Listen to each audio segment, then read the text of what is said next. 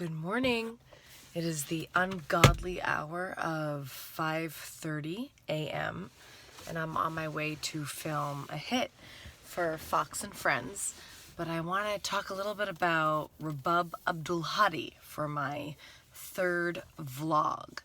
This is a woman who was pulled from basic obscurity and posted and hired to head up the Arab and Muslim ethnicity and diaspora program at San Francisco State University.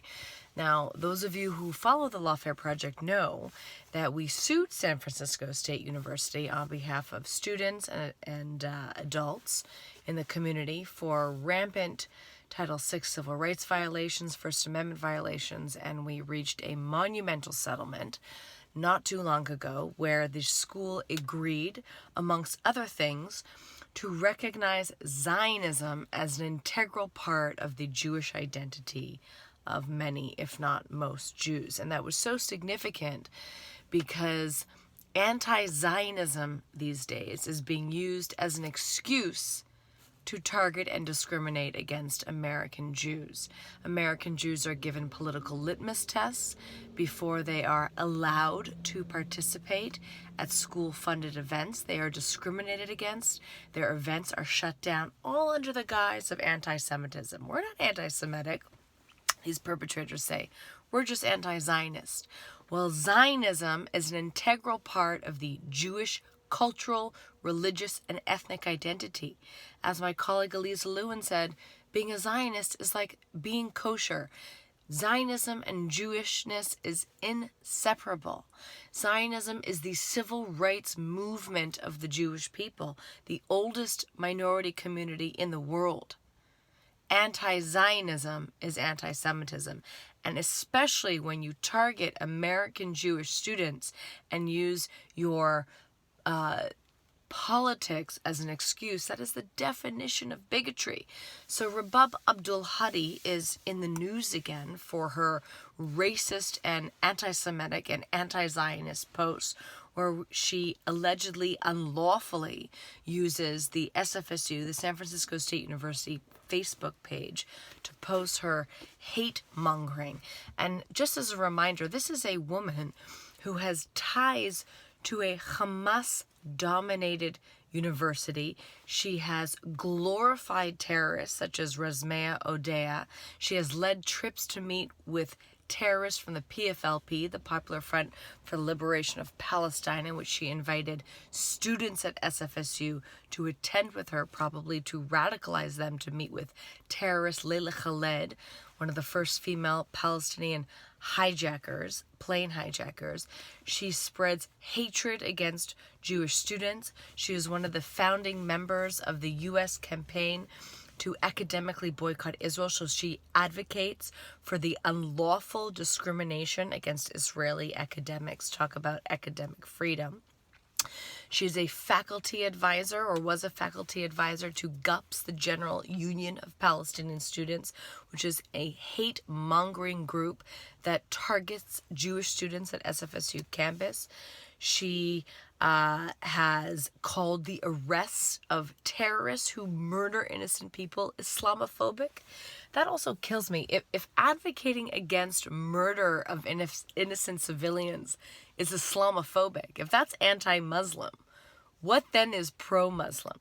And of course, she rails against the Zionists and the Jews, and she recently posted the anti-Semitic phrase that Zionism is racism, calling out Jewish students who identify with their cultural heritage as racist. She is a disgusting woman.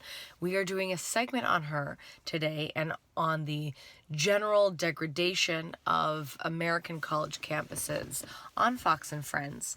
And we'll be talking about things, if we have time, I hope, about, Qatar's influence on American college campuses. Did you know that Qatar apparently is sponsoring events at UNC and Duke University to apparently and allegedly radicalize the student population there?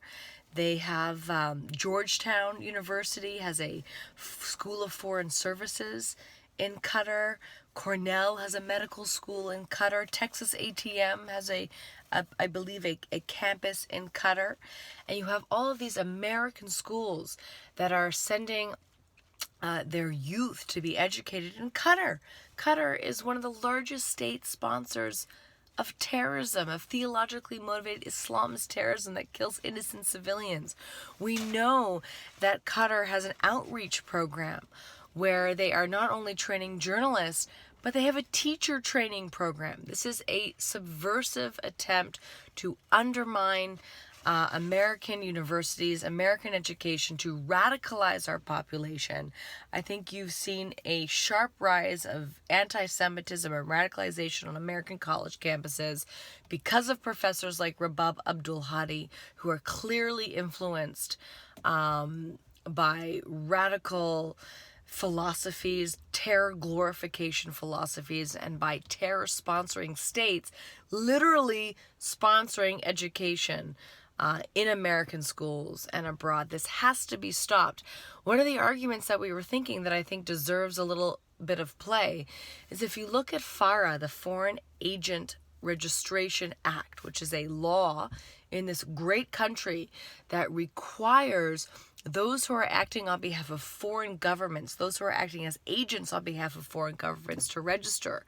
Surely these types of partnerships with Qatar fall under FARA, wouldn't they? Wouldn't you think that if a foreign government such as Qatar is funding programs at American college campuses that are clearly aimed to influence American public opinion, to influence American youth, wouldn't you think that these universities and these administrations would register under FARA?